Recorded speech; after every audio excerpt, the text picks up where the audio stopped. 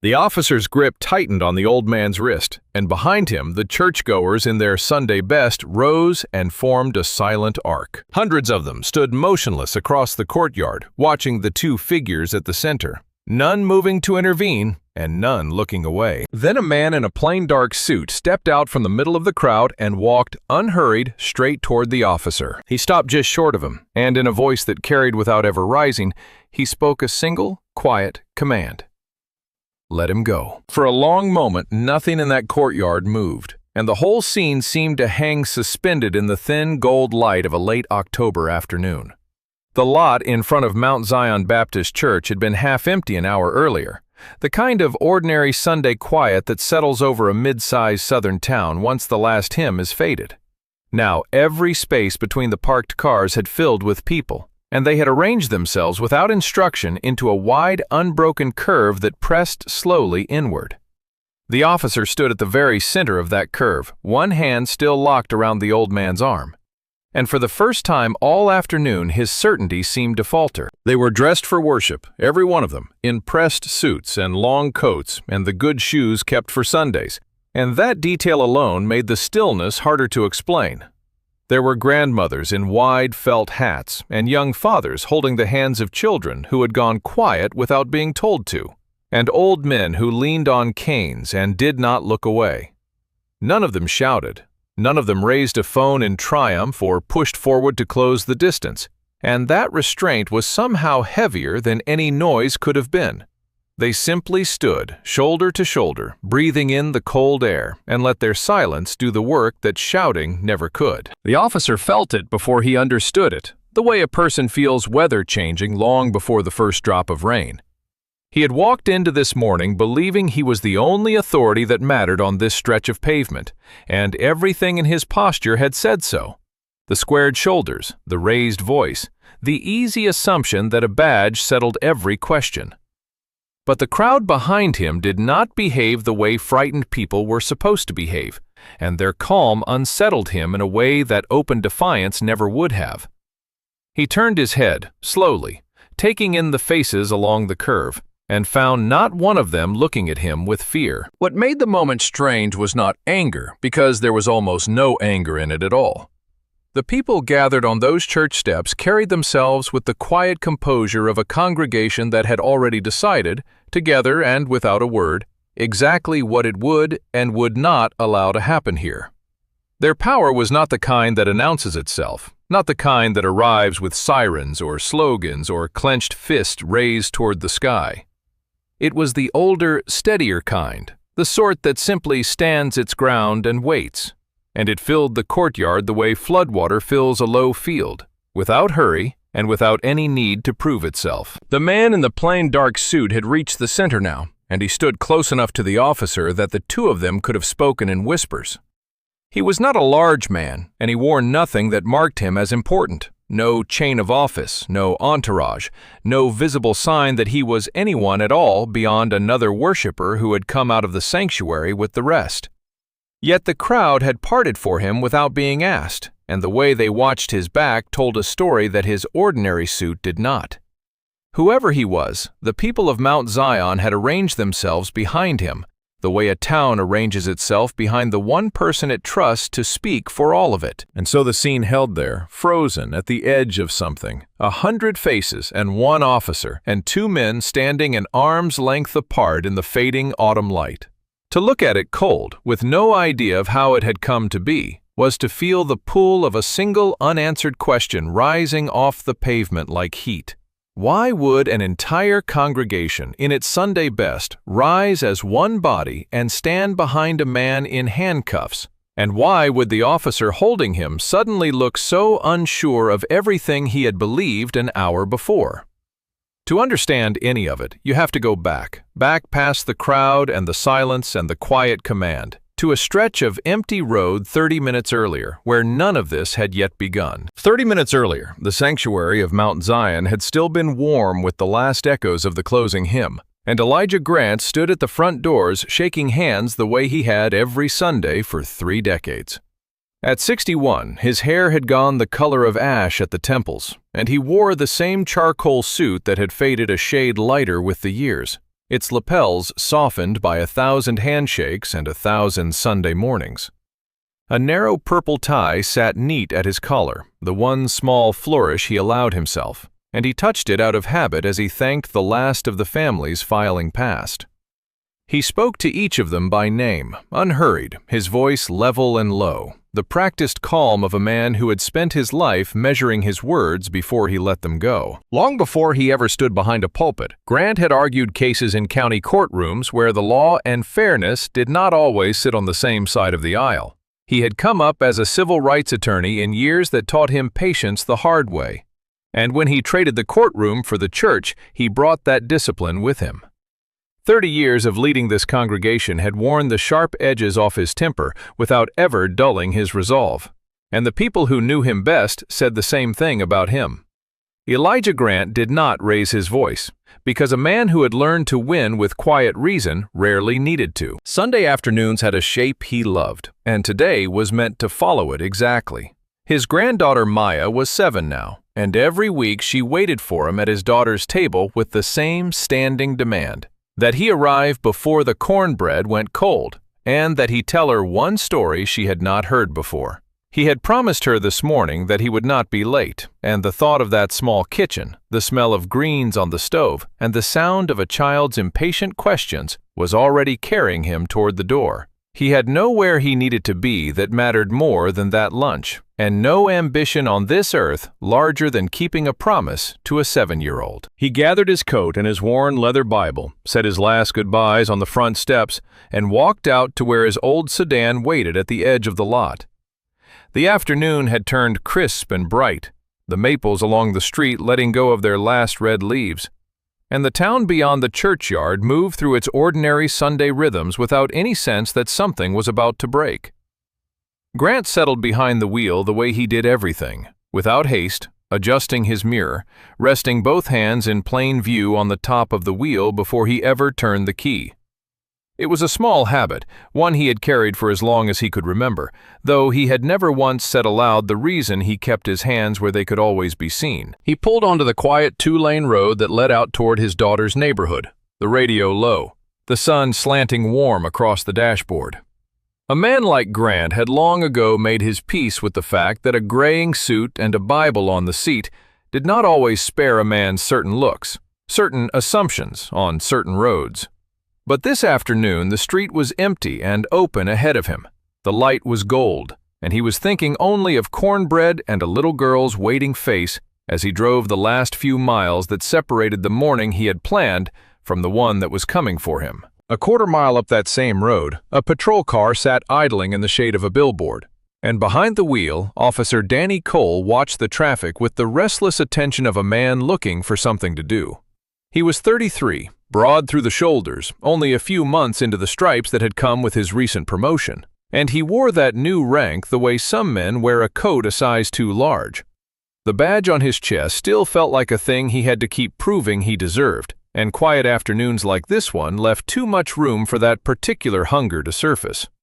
He had learned, somewhere along the way, to measure his own authority by how quickly the people in front of him folded, and an empty road offered him no one to fold. It would be easy to imagine a man like Cole as simply cruel, but the truth of him was smaller and more ordinary than that. He was not a monster so much as a man who had never once been told no in a way that stuck, a man who had confused the fear he could produce with the respect he had never actually earned. Every stop he made was, in some corner of his mind, a test he needed to pass, a chance to feel the weight of the badge settle the matter before a single real question was asked. And because he needed that feeling, he went looking for it on afternoons when the world was too calm to hand it over freely. There is a particular kind of officer who does his best and worst work when he believes no one is watching, and Cole had built his whole rhythm around exactly that belief. He liked the empty stretches of the county, the 2-lane roads where the houses sat far back from the shoulder and the nearest camera was a long way off. On those roads, a stop became a private thing, a conversation between his version of events and no one who could contradict it. And he had grown comfortable inside that privacy. The emptiness was not an obstacle to him. It was the whole point. the quiet room in which he could be whoever the badge let him be. His record, if a person cared to pull it, told a story the department had so far chosen not to read too closely. There were complaints in that file, more than a few of them, filed by people who had walked away from a routine stop feeling smaller than they had any reason to, and the pattern in those pages was plain to anyone willing to look. But complaints have a way of settling to the bottom of a drawer, and Cole had learned that a confident report and a cooperative silence could bury almost anything. He had come to believe, without ever putting it into words, that the paperwork would always break his way. What set a man like Grant and a man like Cole so far apart was not their uniforms or their years, but the thing each of them did with a quiet moment. Grant filled his silences with patience, having learned long ago that a man who keeps his voice level keeps his footing. Cole filled his with a restless need to be answered, a pressure that built whenever the world failed to acknowledge him fast enough. One man had spent a lifetime learning that real standing never has to raise its voice, and the other had never learned it at all. So when the old sedan came easing down the road toward him that afternoon, unhurried and unremarkable, Cole felt the familiar itch behind his ribs before he had a single reason for it. He told himself the car had drifted, that it fit some vague description, that a vehicle moving that carefully through this part of the county was worth a second look. None of it was true in any way that would survive daylight, and some quiet part of him already knew that. He pulled out onto the road behind the sedan anyway, reached for the switch, and let the lights begin to turn. Grant saw the lights fill his mirror and eased the sedan onto the gravel shoulder without complaint. He put the car in park, rolled the window down, and set both hands back on the top of the wheel where they could plainly be seen.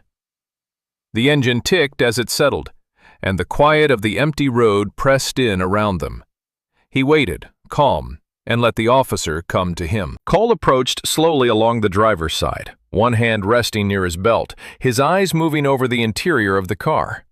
He stopped just behind the door frame, close enough to look down at the man behind the wheel. "License and registration," Cole said. His voice was already louder than the moment required. Grant answered evenly. "They're in the folder on the seat. I'm going to reach for them now." He moved without any sudden motion, opened the worn leather folder, and drew out the papers with 2 fingers. He held them up first, then passed them through the window.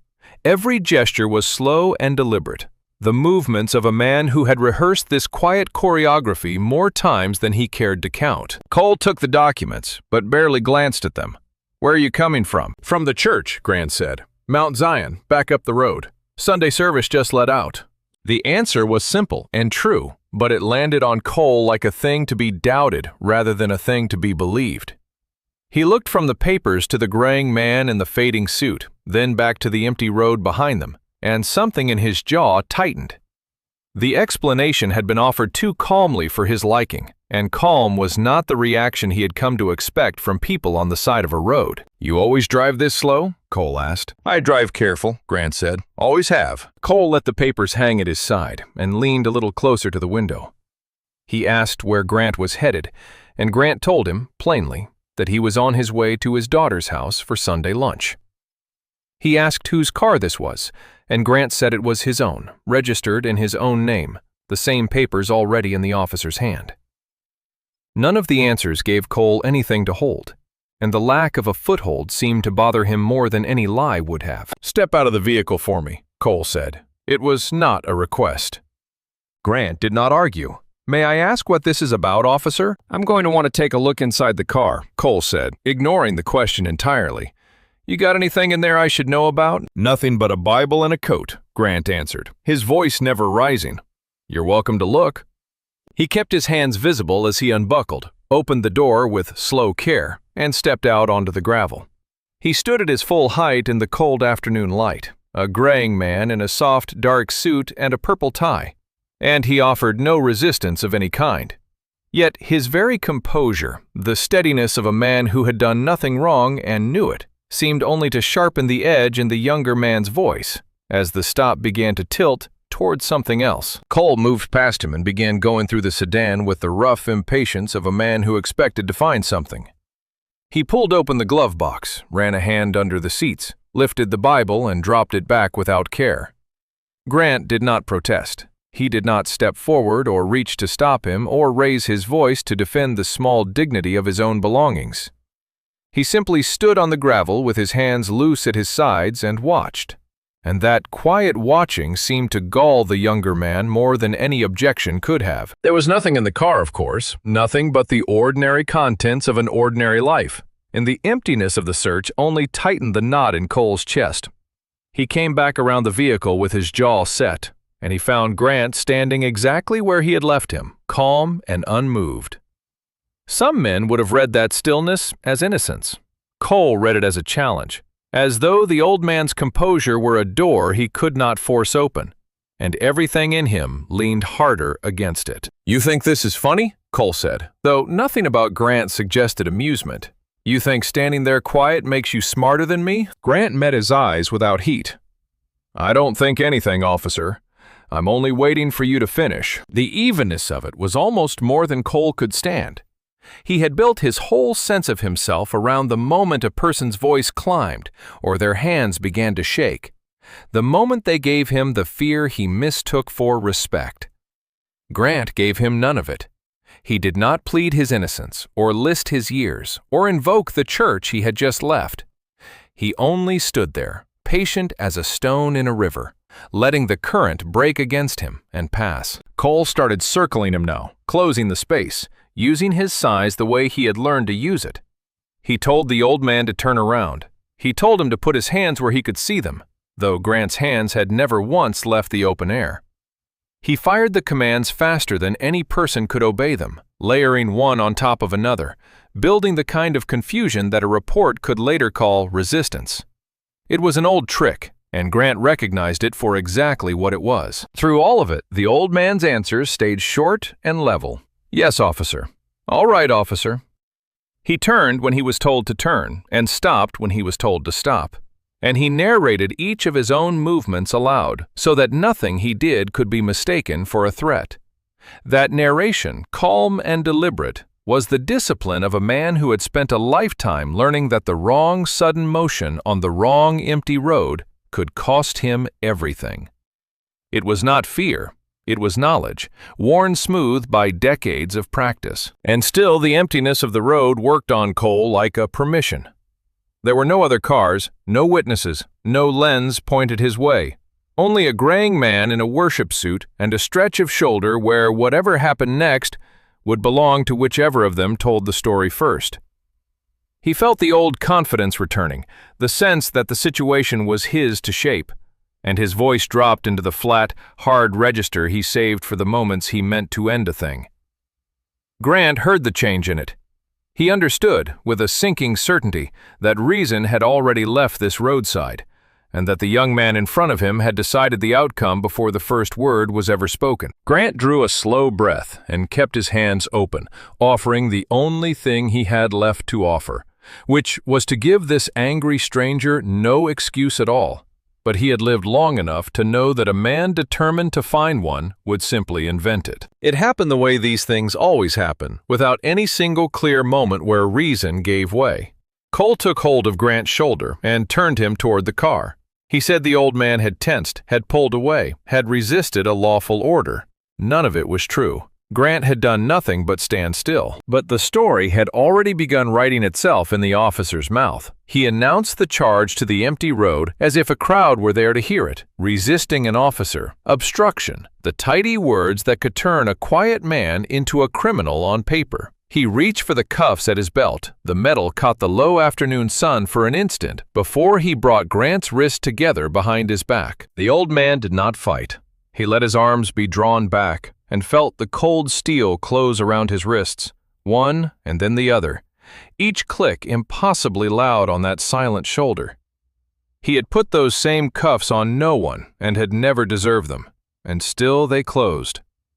61 years of a careful, honest life, folded down into a single humiliating sound. Cole marched him back up the road toward the church, and neither of them fully understood why.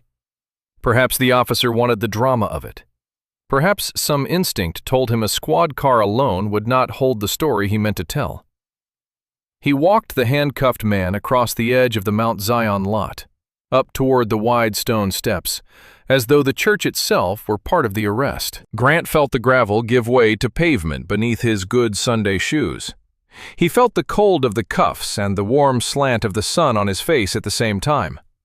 He thought, absurdly, of Maya waiting at the table, of cornbread going cold, of a promise he was not going to be able to keep. And he kept his eyes forward and his voice silent, because he knew that any word now could be twisted into one more line of the report. There was something obscene about it, plain and unhidden, that no report could ever fully bury. A graying pastor in a fading suit, a purple tie still neat at his collar, standing cuffed on the steps of his own church. A man who had spent his life inside the law, now held by it, for nothing. The wrongness of it hung in the cold air like smoke that would not clear. Cole did not see any of that. He saw a stop that had finally produced the compliance he needed. A quiet man made quieter. A situation bent at last into a shape he could control. The knot in his chest had loosened the moment the cuffs clicked shut. He mistook that loosening for the feeling of being right. He had convinced himself, over years of small, unwatched roadsides, that this was simply how the work was done, that a confident hand and a firm report settled every question before anyone thought to ask a harder one, that the road would stay empty the way it always had, and that whatever happened on it would belong to him. He had built his whole life on the certainty that no one important was ever watching. He was wrong about that. He was wrong about the road, and the church, and the quiet man breathing steadily beside him. He was wrong most of all about the afternoon itself, which had never been as empty as it looked.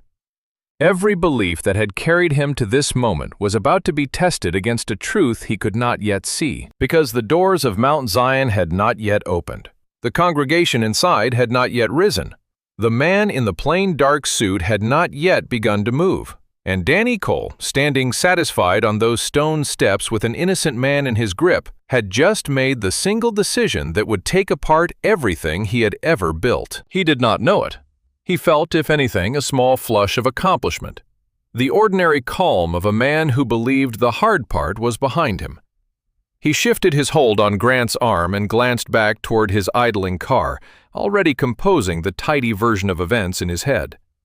Behind him, unheard, the great wooden doors of the church began, very slowly, to swing open. The first of them appeared in the doorway without a sound. An older woman in a wide felt hat stepped out onto the top stair, paused, and looked down at the man in cuffs and the officer holding him. She did not call out. She simply began to descend, one careful step at a time. And behind her, the doorway filled with others who had seen the same thing she had. They came out of the sanctuary in a slow, steady stream, the way water finds its level, without hurry and without any signal that Cole could point to later. Men in dark suits, women in their Sunday coats, the elderly leaning on the arms of the young, all of them moving down the wide stone steps in the same unspoken direction. The last notes of the closing hymn had barely faded from the walls inside, and now that same congregation was pouring quietly into the cold afternoon light. Not one of them ran. Not one of them shouted. Cole felt them before he turned. He felt the shift in the air, the way a room changes when someone steps into a doorway behind you. And he glanced over his shoulder with the easy annoyance of a man expecting one or two curious onlookers. What he found instead made the words die in his throat. The steps of Mount Zion were no longer empty. They were covered with people, dozens becoming scores, scores becoming more, and every one of them was looking at him. He turned back to Grant, then to the crowd again, trying to fit what he was seeing into the story he had already written. It would not fit. These were not the frightened bystanders he understood, the ones who filmed from a safe distance and kept their opinions behind their teeth. They came down off the steps and began, without instruction, to spread out along the edges of the lot, moving into a wide and deliberate curve that closed slowly around the officer and the man he held. There was no anger in their faces, and that was the part Cole could not read. Anger he knew how to answer. Anger gave him something to push against, a raised voice to match, a threat to name in his report. This was something else entirely, a calm that gathered and thickened as the numbers grew, a quiet that pressed on him from every side. Hundreds of people in their worship best, arranging themselves into a single silent shape, saying nothing at all. He tried out of habit to take back control of the moment. He told them to step back, to keep their distance, to return to the church. His voice climbing the way it always did when the world failed to obey him fast enough. No one moved away. They did not defy him with shouts or surge forward against his commands. They only held their ground, shoulder to shoulder, and let his orders fall into the silence and vanish there. And in that silence, something began to turn, slowly, like a great weight shifting off its balance. The man who had spent his career trusting in empty roads and absent witnesses stood now at the center of the most watched patch of ground in the county, ringed by the very people he had counted on never being there. He still gripped Grant's arm. He still wore the badge, but the certainty that had carried him all afternoon was draining out of him with every quiet face that joined the curve. And for the first time, Danny Cole felt the ground he stood on begin to move beneath his feet, without yet understanding why. What Cole could not have known as he stood ringed by that silent congregation was that this particular Sunday had never been an ordinary one. Mount Zion had been marking its 50th anniversary that morning, a half-century of the doors staying open through every hard season the town had known. The sanctuary that most weeks held a familiar few hundred had been filled near to bursting with families who had driven in from 3 counties over and grown children who had come home for the occasion.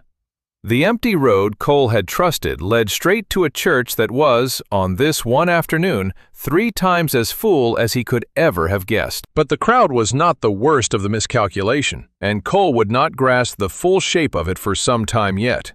Near the corner of the building, half in the shade of the old brick wall, a small local television crew had been set up since early morning to cover the anniversary. They had come to film a warm human interest piece, the kind of gentle segment that closed a Sunday newscast. Interviews with longtime members and slow shots of the choir. Their cameras had been rolling, quietly and continuously, from the moment the service let out. The lens had caught all of it. It had caught the patrol car following the old sedan down the road in the distance, and the lights and the long, slow stop on the gravel shoulder. It had caught the graying pastor stepping out with his hands in plain view, and the officer circling him, and the cuffs closing on the wrists of a man who had done nothing. Every gesture Cole believed had happened in private had in fact unfolded in front of a working camera and a reporter who understood, with growing alarm, exactly what she was watching. There was more than one angle, too, and that detail would matter enormously in the days to come. Beyond the news crew, scattered through a congregation that had just spent the morning in celebration, dozens of ordinary phones had come up the instant the doors opened. From the top of the steps, from the edges of the lot, from 100 small vantage points, the same scene was being recorded again and again in overlapping frames. No single account of this afternoon would ever have to stand alone. The truth of it had already been captured from every direction at once. This was the thing Cole had never accounted for in all his years of quiet roadsides. His whole method had depended on a simple, unspoken bet that the moment belonged to whoever told the story first, because no one else would have seen it. He had built his confidence on absence, on the reliable emptiness of the places he chose. And on the one afternoon it mattered most, that absence had turned out to be an illusion, a comfortable lie he had told himself so many times that he had stopped questioning it. The reporter had already lowered her prepared questions and turned her crew toward the lot. She spoke quietly into her microphone, describing what was happening in real time, her voice steady even as her eyes stayed wide. The footage feeding back to the station was no longer a piece about an anniversary. It had become something else entirely, and the people watching a routine Sunday broadcast were beginning to sit forward in their living rooms across the county. In an age where a single recording can cross a country in an hour, Cole had managed to stage his worst instincts in front of every kind of witness at once: professional cameras and family phones, a live reporter, and 100 silent observers, all of them trained on the same patch of pavement. Whatever version of events he intended to write into his report would now have to survive against a record he did not control and could not erase. The story would not be his to tell. He did not yet understand any of this, He felt only the strange gravity of the crowd and the loss of his own footing, and he had not so much as noticed the camera by the wall. But the machinery of consequence had already begun to turn, quietly and without his permission, and every second that passed added another frame to the case that would one day be built against him. The afternoon he had counted on to disappear was, instead, being preserved forever. It was then that the curve of people opened near its center, quietly, to let one man through. He was in his early 50s, unhurried, dressed in the same Sunday best as everyone around him. No one announced him. He simply stepped out from among them and began to walk toward the officer. He wore no chain of office and carried nothing in his hands. There was no aide at his elbow, no car waiting with its engine running, no sign at all that he was anything more than another member of the congregation. Yet the crowd had made room for him without a word, and the way their eyes followed his back told the truth his plain suit did not. This was a man the whole town already knew how to stand behind. Marcus Reed had worshipped at Mount Zion since he was a boy, long before the people of the county ever thought to put his name on a ballot. He had sat in these pews through every stage of his life, and the congregation around him had watched him rise, one honest year at a time. He did not need a podium to carry weight in this place. His authority had been earned so slowly and so completely that it required no announcement at all. He crossed the open ground with the calm of a man who had nowhere else he needed to be. Cole watched him come and felt the last of his certainty thin out in his chest. Something in the stranger's bearing warned him that this was not another bystander to be ordered back. This was a man who expected, out of long habit, to be heard. Reed stopped an arm's length from the officer and let the silence hold for a moment longer. He looked at the cuffs, and at the graying pastor wearing them, and then at the young man whose hand still gripped the old man's arm. His face carried no rage. It carried only the steady certainty of someone who had already decided how this would end. When he spoke, his voice was low and even, pitched to travel no farther than it had to. Let him go. 2 words, quiet, offered without heat, and they seemed to still the entire lot. He did not repeat them. He did not need to. For a long second, Cole did not move, caught between the reflex to assert himself and the growing sense that he had badly misread everything about this afternoon. He opened his mouth to demand who this man thought he was to give him orders, but the crowd behind Reed had drawn a fraction closer, hundreds of calm faces confirming without a sound that the stranger spoke for all of them. The question died before it reached the officer's lips. Reed held his gaze and let the weight of the moment do the rest. Here was a form of power the officer had never learned to recognize, the kind that did not shout or threaten or reach for a weapon, the kind that simply stood in the open and waited to be obeyed. It had filled the lot the moment the doors opened, and now it had a face and a voice. And Danny Cole, who had spent his whole career mistaking fear for authority, found himself standing before the real thing at last, entirely unsure of what to do with his hands. Reed did not raise his voice or press any closer. He reached into the inside pocket of his suit, drew out a phone, and dialed a number he seemed to know from memory, all without breaking the officer's gaze. The people around him stayed silent, close enough now to hear, and Cole felt the weight of that shared attention settle over him, like a hand pressing on the back of his neck. Whatever came next was going to happen in front of every one of them. When the call connected, Reed spoke calmly, giving his own name first, and the name landed on Cole with a small, cold shock of recognition. He asked to be put through to the officer's commanding supervisor, not the front desk, not a message line, but the person who answered for conduct in that department.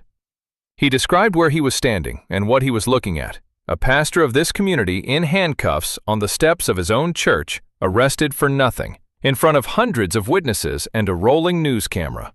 He did not embellish. He simply laid the facts down one after another, and the facts were more than enough. Miles away, inside a quiet station house on an ordinary Sunday shift, a desk phone rang and was answered by a duty officer who expected nothing out of the routine. Within a sentence or two, his posture changed. He covered the receiver, called across the room, and a supervisor was on his feet before the caller had finished speaking. The name of the man on the line meant something in that building, and so did the words being spoken into it. Back on the church steps, Reed held the phone slightly away from his ear and looked at Cole. "They'd like to speak with you," he said, and held it out. There was no triumph in the gesture, only the calm authority of a man handing over a thing that could no longer be avoided. Cole stared at the phone as though it might burn him. He took it because there was nothing else he could do. The voice on the other end was one he knew, and it was not asking questions so much as issuing them, clipped and urgent and stripped of any patience. He heard his own name, heard the word footage, heard an order to release the man in his custody immediately, and to secure the scene without further incident. Each word tightened around him, and for the first time all afternoon, Danny Cole understood that the story had stopped being his to write. Something in him gave way then, quietly. The same collapse he had spent his whole career waiting to see in other people. His shoulders dropped. The confidence that had carried his voice up and down that empty road drained out of it entirely, leaving only a thin, uncertain, "Yes, sir," that no one had to strain to hear. He had measured his worth by how fast the person in front of him folded, and now, watched by hundreds, he folded first. The reversal was complete, and everyone present could feel it. He handed the phone back and turned toward Grant with movements that had lost all their earlier certainty. His hands, which had been so sure closing the cuffs, fumbled now at the small lock, and for a moment he could not make the mechanism release. When it finally gave, the steel came away from the old man's wrists with the same click that had sealed them, only this time the sound meant something entirely different. The crowd did not cheer. They only watched, in that same thick silence, as a wrong was slowly undone in front of them. Grant lowered his arms and rubbed one wrist without a word, his composure unbroken even now. He did not gloat, and he did not accuse. He simply drew a slow breath and looked from the young officer to the man who had spoken for him. And something passed between the two older men that the crowd could feel without hearing.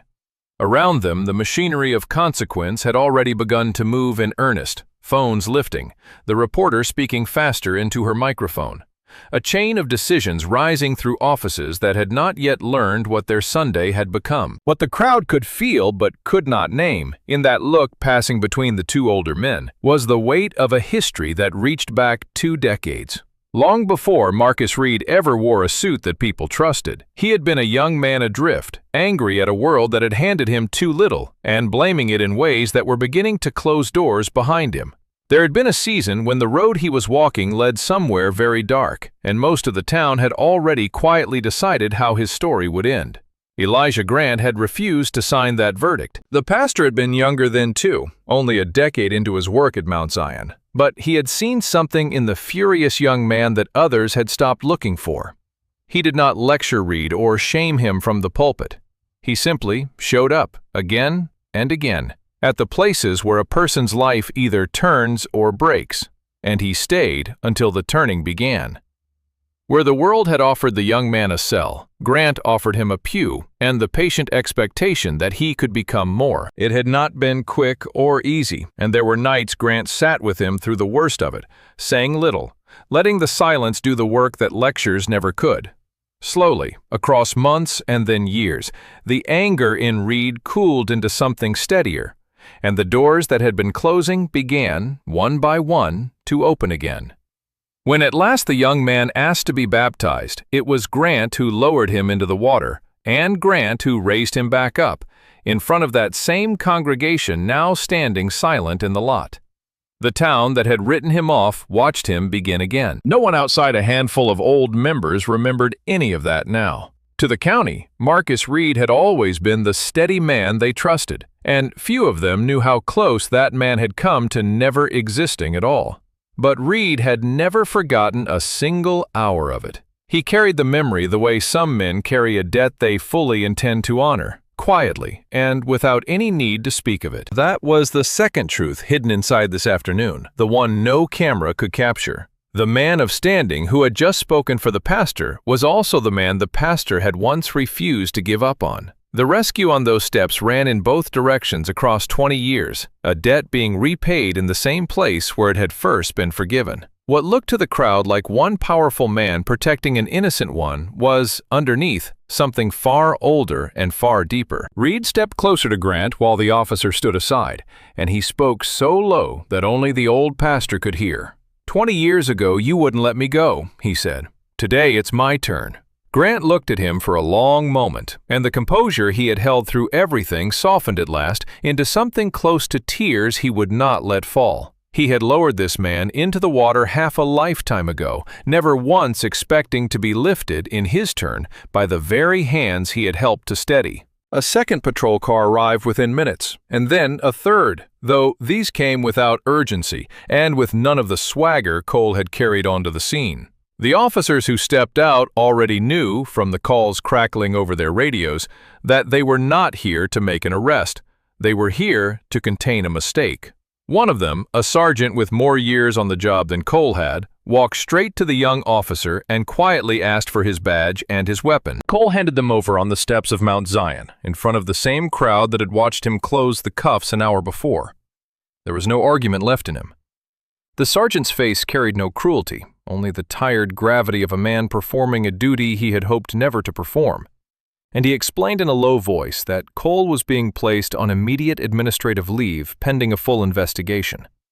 The words were procedural, but on those church steps, they landed like a sentence. Back at the station, the story was already outrunning anyone's ability to manage it. The footage from the news crew had reached the department before the second cruiser even left the church, and with it had come a request no supervisor could brush aside. Someone pulled Cole's personnel file, the one that had been allowed to sit undisturbed for years, and began to read it with new and unforgiving attention. What they found there was not a single lapse, but a pattern. There were 9 prior citizen complaints in that file. 9 separate people who had walked away from an encounter with Officer Cole and taken the time to write down what had been done to them. Each one, on its own, had been easy to explain away.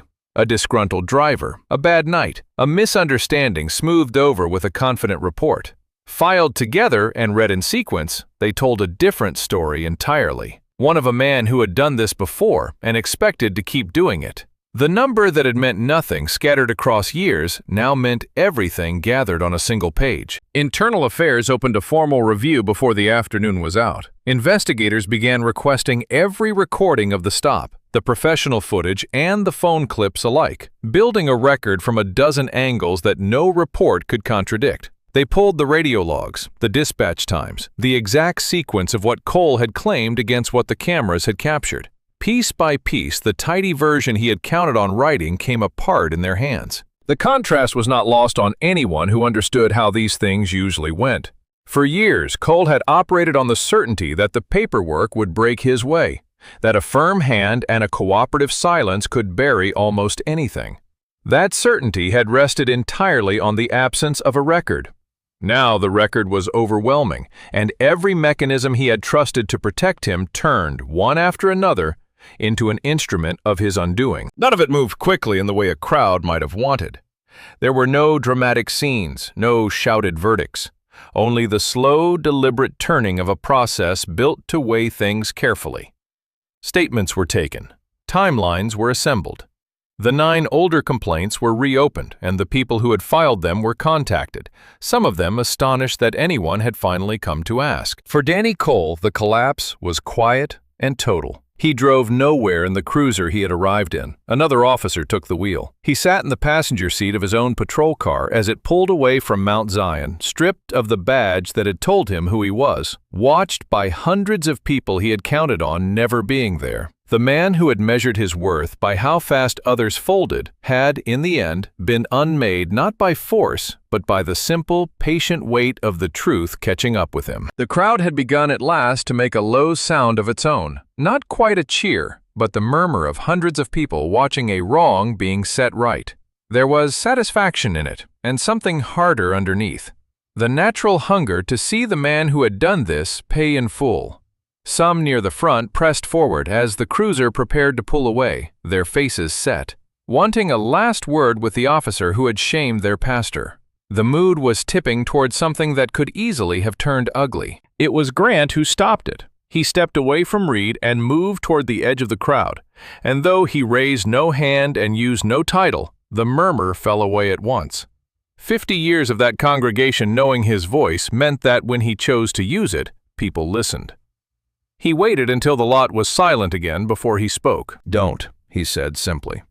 He looked out over the faces he had baptized and married and buried for, and let the single word settle.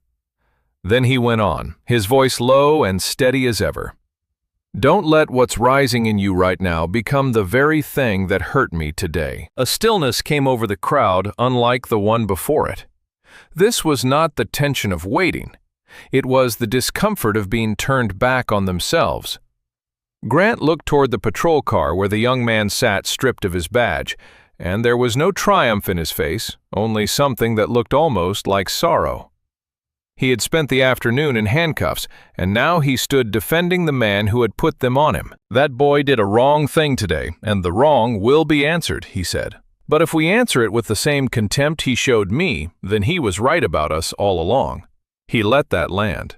"I won't hand him that, and I won't let you hand it to him either." No one had expected this, and that was exactly why it struck so deep. The crowd had come out of the sanctuary ready to shield him, and then ready to see his tormentor crushed. And now the man at the center of it all was asking them for something far harder than revenge. He was asking them to keep the very thing that had nearly been taken from him, his own dignity, and to refuse to trade it for the brief satisfaction of cruelty. Reed watched the old pastor and understood, better than anyone standing there, what he was seeing. This was the same man who, 20 years ago, had refused to write off a furious young stranger the world had already condemned. He had not changed. Faced today with a man who had wronged him, Grant reached for the same stubborn mercy he had always carried, because it was the only kind of justice he had ever believed could last. And slowly, one face at a time, the crowd let the hard edge go out of them, and did as their pastor asked. By the time the sun went down that evening, the afternoon at Mount Zion no longer belonged to the town alone. The news crew's footage had aired on the local broadcast, and from there the phone clips had done what phone clips do, spreading from one screen to the next until the story had left the county entirely. People who had never heard of the church or the pastor watched a graying man in a purple tie stand calm on the steps while a congregation rose silently behind him. What moved them was not the arrest so much as what came after it. The clip that spread furthest was not the one of the cuffs closing. It was the one of the old man defending the officer who had wronged him, his low voice asking his own people to hold on to their dignity. That was the moment strangers replayed and shared and argued over, because it refused to give them the simple ending they expected. In a season when so many stories seemed to confirm the worst about people, this one insisted on something harder and better. With the attention came pressure, the ordinary machinery of a modern scandal. City officials who had said nothing all afternoon began releasing careful statements by nightfall. The department promised a full and transparent review, and the office that answered for such things pledged cooperation with every ongoing inquiry. None of it would have moved so quickly without the cameras, and everyone involved understood that plainly, though few would say it aloud. But Grant, who had more standing in that moment than anyone, chose not to spend it the way the town expected him to. When investigators and officials sought him out in the days that followed, he did not press for the harshest charges available against the young man. He asked instead for something that would outlast a single punishment. He wanted the outcome of this day to change more than one man's fate. What he proposed surprised the officials who came to hear him. In place of pursuing the maximum penalty, Grant asked the city to build a standing program of dialogue between the department and the neighborhoods it patrolled. Real and regular meetings where officers and residents would have to sit in the same room and know one another as people.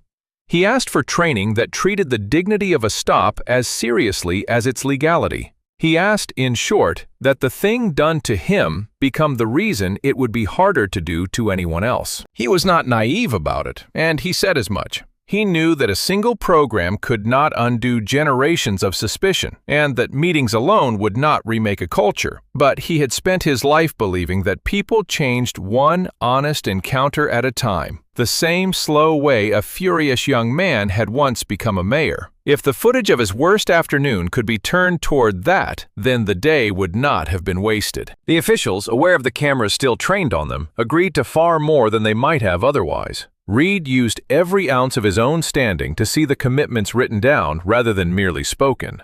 What had begun as one man's humiliation on a set of stone steps was becoming, piece by piece, a set of obligations the town would have to keep. The community had been handed a rare kind of leverage, and its pastor had asked them to spend it on the future instead of on revenge. Something in the way the story ended kept people returning to it long after the news had moved on. It offered the satisfaction of a wrong being answered, but it withheld the easy pleasure of a man simply destroyed. And that restraint was precisely what made it worth passing along. People shared it not because anyone asked them to, but because it left them feeling that decency might still be the more powerful thing. In choosing mercy over triumph, an old pastor had given the story the one ending that could actually change something. In the quiet weeks that followed, people who had watched the footage kept circling back to the same question that no camera could quite answer, which was why the moment had moved them as deeply as it did. The arrest itself was not rare, and everyone who had lived long enough knew it. Scenes like it played out on ordinary roads more often than any of them cared to admit. What set this one apart was not the wrong that was done, but the particular way a man chose to carry himself while it was being done to him. That, in the end, was the thing worth understanding. Grant had been powerless in every practical sense on those church steps. His hands bound, his word worth nothing against a badge. And yet he had never once surrendered the one thing that was actually his to keep. He had kept his composure not because he felt no anger, but because he understood that the moment he answered contempt with contempt, he would have handed away the very dignity they were trying to take. His stillness had not been weakness at all. It had been the most disciplined form of strength available to a man in his position. The calm that had so enraged the officer was, in truth, the only real power in that lot from the very beginning. There is a kind of authority that announces itself with volume and force, and demands to be obeyed before it has earned the right, and it is the kind most people mistake for strength. And there is another kind entirely, quieter and far rarer, that never raises its voice because it has nothing to prove. And it was this second kind that had filled the churchyard that afternoon and turned the whole encounter on its head. The officer had arrived, certain that power belonged to whoever could make another person afraid. He left having learned, too late, that the people who truly hold it are the ones who never needed anyone to be afraid at all. What lingered longest was the mercy, because mercy was the part no one could have been forced to give. Justice the town would get. The process would grind forward, and the record would speak, and the consequences would come in their own slow time. But the choice to protect the dignity even of the man who had stripped away his own, that had belonged to Grant and to no one else, and he had made it freely. In choosing it, he had shown the whole watching country the difference between a justice that merely punishes and a justice that heals. By the time the last cruiser pulled away, the light over the churchyard had begun to soften toward evening, and the crowd that had gathered so quickly began, just as quietly, to disperse. Families drifted back toward their cars in twos and threes, the men in their dark suits and the women in their good coats, murmuring low to one another as they went. The great wooden doors of Mount Zion were drawn shut again. Within the hour, the lot that had held hundreds of silent witnesses stood nearly empty, with no trace remaining of the ark they had formed. Reed walked Grant back to the old sedan himself, unhurried, the two men speaking little because little needed saying. He waited while the pastor settled behind the wheel, then rested a hand briefly on the doorframe, a small gesture that carried the whole weight of 20 years. Then he stepped back and let his old friend go. The way Grant had once, long ago, let him go forward into a life no one had thought he would have. Neither of them spoke of debts again. The account between them had never really been about numbers. Grant pulled out of the lot and onto the same two-lane road he had been traveling when the afternoon broke open. The maples still let go of their last red leaves along the shoulder, and the low sun still slanted warm across the dashboard, exactly as it had before. He drove without haste, both hands resting in plain view on the top of the wheel, out of the same lifelong habit. And this time no lights rose in his mirror to stop him. The road carried him quietly toward the neighborhood where he had been headed all along. His daughter's house came into view with its porch light already on, and a small figure waiting at the front window. Maya had been told only that her grandfather had been delayed, and she came down the steps at a run the moment the sedan turned into the drive. He met her on the walk and lifted her up the way he had every Sunday she could remember. And if his arms trembled slightly as they closed around her, she was too young to know why. He held his granddaughter a moment longer than usual, breathing in the ordinary miracle of having arrived at all. Inside, the lunch he had promised was waiting, kept warm past its hour by a daughter who had learned worry and relief in the same afternoon. The cornbread had not gone cold after all. They gathered around the small kitchen table as they did every week, and Grant bowed his head and gave thanks in his low, even voice, and for a long moment the day's violence felt very far from that warm and crowded room. The house filled with the sounds it was meant to fill with, a child's chatter, the clink of plates, the easy noise of a family restored to its ordinary evening. When the meal was done, Maya climbed into his lap and demanded, as she always did, the one story he had promised her that morning, the one she had not heard before. Grant looked at her small, expectant face and thought about all he would not tell her, not tonight and perhaps not for many years. Instead, he began the way he always began, with the quiet patience of a man who had all the time in the world for the people who mattered most. Outside, the street had returned to its ordinary Sunday stillness, and nothing in it gave any sign of what had passed there, as though the whole town had simply drawn a breath and let it go. In the months that came after, the program Grant had asked for slowly took shape, and officers and neighbors began sitting in the same rooms they had spent years avoiding. The young man who had made the arrest never returned to the badge, and the record of his 9 buried complaints ensured that he never would. But even his undoing had happened without a single fist raised against him, and that, more than any punishment, was the thing the town remembered. People far beyond that county went on sharing the footage long after the news had forgotten it, and when they tried to explain why, they kept arriving at the same idea. The man they could not stop watching had been stripped of every advantage a person is supposed to need, and he had still walked away with the only thing that could not be taken from him. He had shown that dignity is not something a badge or a set of cuffs can grant or remove. It belongs, in the end, to whoever refuses to surrender it. That was the truth the whole afternoon had been built to reveal, hidden inside a quiet man on a set of stone steps. Real power was never the volume of a raised voice or the speed at which another person could be made to kneel. It was the restraint of the one who could have answered cruelty in kind and chose, instead, to keep his humanity intact. And underneath it ran the older wrong that had started everything, the assumption that a man could be judged by the color of his skin, the age of his car, or the road he happened to be traveling on a Sunday afternoon. That assumption had been answered not with rage, but with the whole community standing silent and unbroken, and with one old pastor's refusal to become what had been done to him. Justice, real justice, was never measured by how completely it could crush the guilty. It was measured by whether it could hold on to its own humanity while setting a wrong right. And that, in the end, was the only kind of justice that ever truly lasted.